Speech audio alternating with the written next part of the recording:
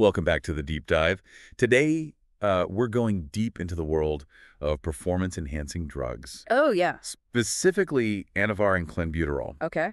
Um, we've got some research and some personal notes here. hmm And basically, our mission today is to compare and contrast these two popular choices, Okay. explore their benefits and risks, and try to figure out why someone might choose one over the other. Interesting. And just a reminder, this is for educational purposes only. So if you have concerns about these substances Right. or any other substances, please reach out to your doctor or other healthcare professional. For sure. And if you are interested in more topics like this, you can visit our website, publichealthlaw.net.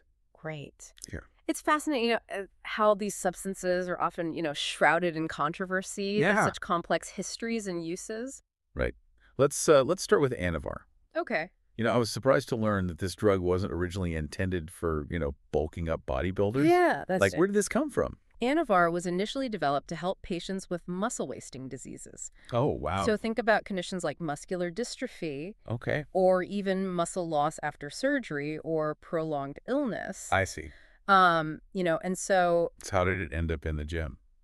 Well, Anavar belongs to a class of drugs called anabolic steroids. Hmm. And as the name suggests, they promote muscle growth and strength. I see. You can almost imagine Anavar as like a key that unlocks muscle growth, Yeah. similar to how testosterone naturally does in the body. Okay.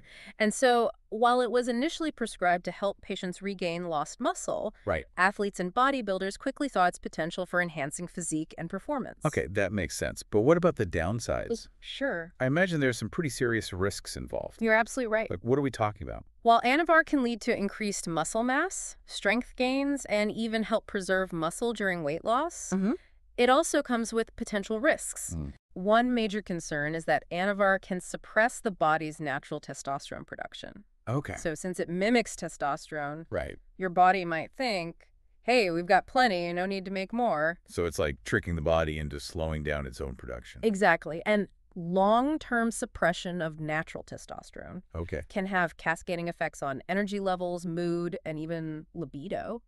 That's a big deal. Are there other red flags? Definitely prolonged Anavar use can also lead to liver damage, Oh, wow. and it can negatively impact cholesterol levels, Okay. increasing the risk of cardiovascular problems down the line. Okay, so not something to take lightly. Yeah. Speaking of taking it, what's the typical dosage and cycle lengths for Anavar? Well, according to your research, the recommended dosage for men Yeah. typically falls between 20 to 80 milligrams per day. Okay. While for women, it's significantly lower, Right. ranging from 5 to 20 milligrams per day. That seems like quite a range. It is. And how long would someone typically stay on Anavar? Again, it depends on individual factors, but a typical Anavar cycle might last anywhere from 6 to 8 weeks. Okay. The idea is to use it for a limited period to minimize the risk of those long-term side effects. Okay, so that's Anavar muscle growth potential, but with some significant risks. Right. Now let's talk about Clenbuterol. Yeah. This one really surprised me. I bet. What? What is going on with this drug? Clenbuterol, unlike Anavar, isn't a steroid at all. Really? It's actually a bronchodilator, which means it's used to open up the airways and treat asthma and other respiratory problems. Wait, so how did an asthma medication get on the radar of bodybuilders? It's all about its secondary effects. Okay. While clenbuterol is effective in opening up airways, it also stimulates the metabolism, Okay. leading to increased fat burning. I see. So even though it wasn't designed for building muscle, it gained popularity among those seeking to shed fat and achieve a lean physique. So it's like an accidental weight loss drug, ironic. Yeah, exactly. But just like Anavar, Clenbuterol comes with its own set of risks. Yes. And some are even more concerning. That's true. This is where I get a little nervous. Okay. What are we talking about here? One of the biggest concerns with clenbuterol is its impact on the cardiovascular system. Okay. It can lead to a rapid heart rate palpitations and in severe cases even heart arrhythmias. Oh my gosh. And these side effects can occur even at lower doses. Really? It's basically like putting your heart on overdrive. Wow, that's intense. Yeah. Are there any other side effects we should be aware of? Clenbuterol can also cause muscle cramps, tremors, anxiety, and insomnia. Wow. Essentially, it's messing with your body's internal thermostat, making everything run hotter and faster. Okay, so just like with Anavar, there's a specific dosage and cycle for Clenbuterol. Yes, our notes show that a typical starting dose is around 20 to 40 micrograms per day. Micrograms, that sounds tiny.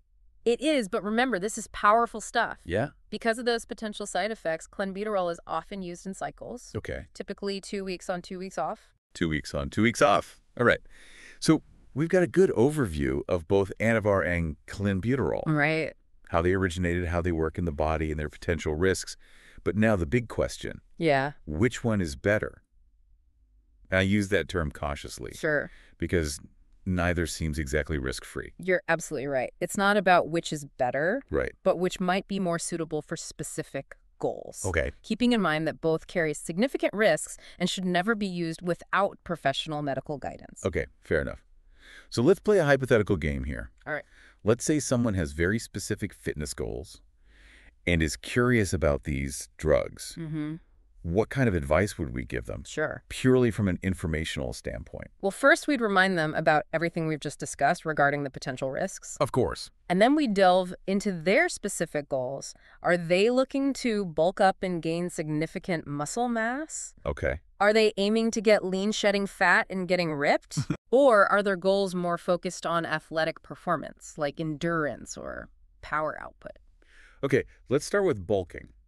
Which drug would be more suited for that goal? Okay. Hypothetically speaking, of course. In that case, Anavar would likely be the more relevant choice. Okay. Remember, it's an anabolic steroid designed to promote muscle growth. Right. Clenbuterol, on the other hand, is more focused on fat burning, not muscle building. Got it.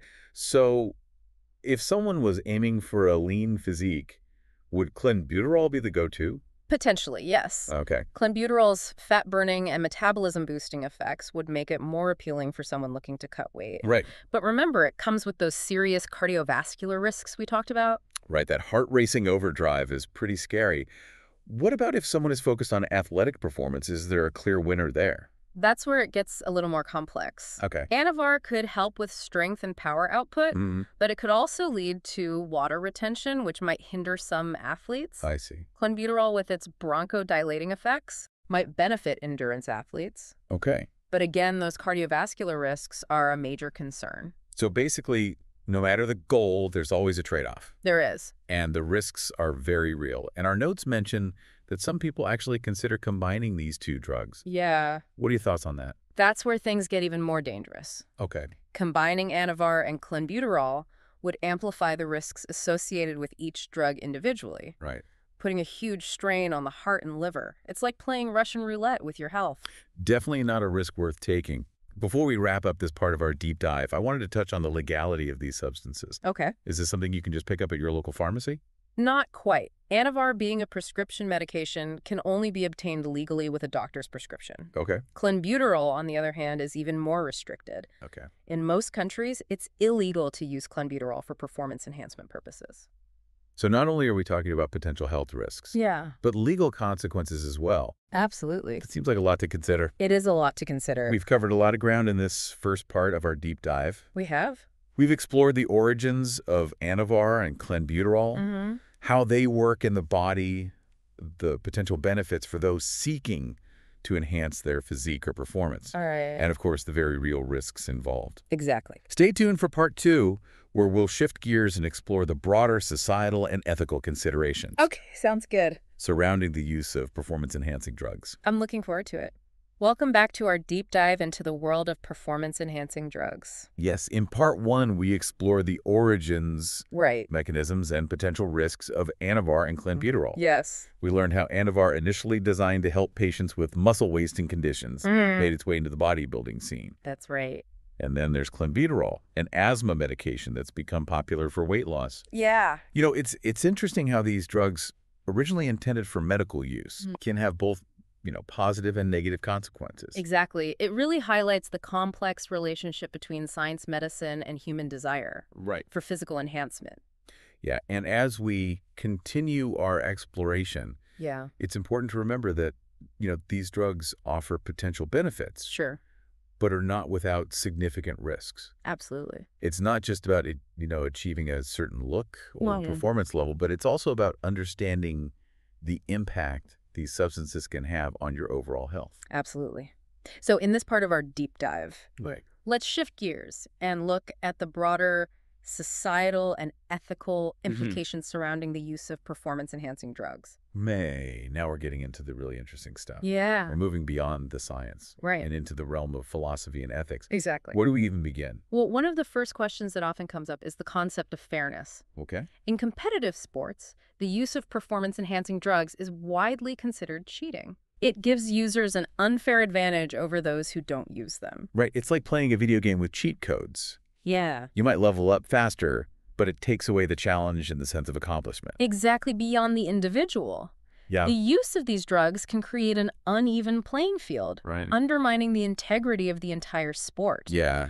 It also sends the message that success can be achieved through shortcuts, Mm. rather than hard work and dedication. And it's not just about fairness within a specific competition. Right. It can have a ripple effect on younger athletes. That's right. They might feel pressured to use these drugs to keep up with their peers or achieve their dreams. That's a crucial point. The pressure to succeed, especially in today's competitive world, Right. can lead some athletes to make risky decisions, Yeah. even if it means jeopardizing their long-term health. It's almost like saying that talent and hard work aren't enough, Yeah, that you need a pill to reach your full potential. precisely. And that message can be incredibly harmful. Not just in sports, but in any field where performance is valued. Right. It can create a culture of shortcuts and diminish the value of natural ability and effort. So how do we address this issue? Is it simply about stricter regulations and testing in competitive sports? That's definitely a big part of it. Okay. Anti-doping agencies are constantly working to develop more sophisticated testing methods Right. to catch those who use banned substances. So it's like a dip. But it's also about education Okay. and raising awareness about the potential risks and ethical implications of these drugs. So it's not just about catching those who break the rules, but also about preventing others from going down that path in the first place. Exactly. It's about fostering a culture where athletes understand that true success Right. is not measured by trophies or medals, Yeah.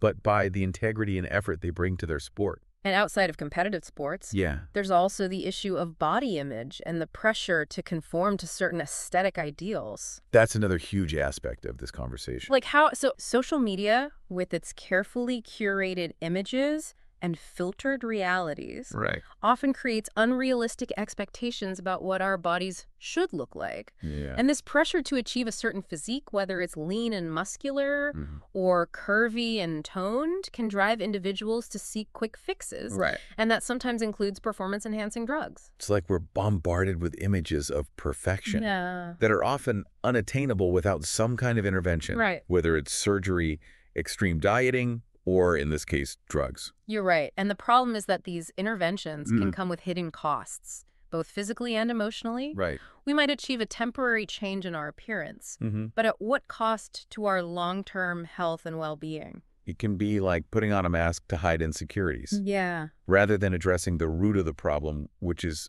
often a lack of self-acceptance and body positivity. That's a really insightful point. True confidence comes from within, Mm. from accepting ourselves as we are, rather than striving to conform to external pressures. Right. And that message is especially important for younger generations, Yeah. who are particularly vulnerable to the influence of social media and the pressure to conform. So how do we combat this pressure? Is it about promoting more body diversity in the media? It's all of that and more. Okay. It's about creating a culture where diverse body types are celebrated Yeah. and where strength and health are valued over thinness or muscularity. Yeah. It's about teaching media literacy so that young people can discern Mhm. between reality and carefully constructed images. Right. And it's about promoting open conversations about body image Yeah. so that those who are struggling feel comfortable seeking help and support. It's a complex issue for sure, but it seems like education is key, It is. both about the potential risks of performance-enhancing drugs Right. and about the importance of body positivity and self-acceptance. Absolutely. Knowledge is power. And Yeah. the more we understand about these drugs, their effects, and the societal pressures that can drive their use, Right. the better equipped we are to make informed decisions about Mhm. our own health and well-being. And as we've discussed, these decisions aren't just about individual choices. That's right. They have broader implications for the fairness of competition, the integrity of sports, Mm-hmm. and the messages we send to younger generations. It's a complex and nuanced issue, It is. but one that deserves our attention and careful consideration. Well said. As we move into the final part of our deep dive, Okay. we'll explore some emerging trends and controversies surrounding performance-enhancing drugs. All right. We'll leave you with some thought-provoking questions Okay. to ponder as you continue your own exploration of this fascinating and complex topic. Stay tuned for part 3. Welcome back to the final part of our deep dive into Anavar and Clenbuterol. Yeah? We've covered a lot of ground, from the science behind these drugs Right. to their ethical and societal implications. For sure.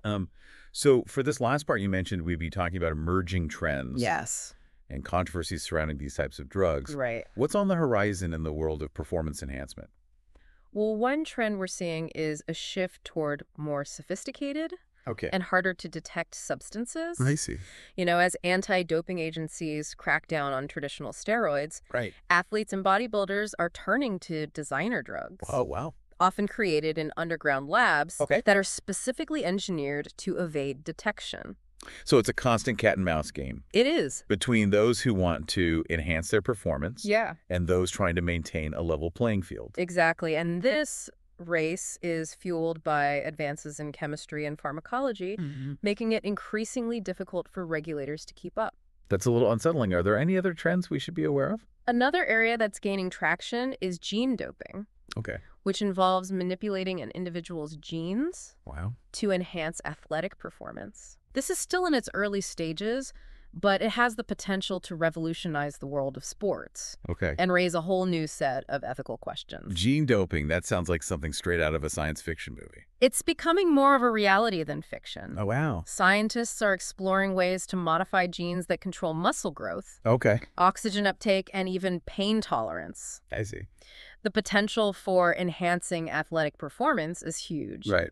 But so are the risks and ethical dilemmas. It seems like we're entering a new era of performance enhancement, It does. one that blurs the lines between natural ability Yeah.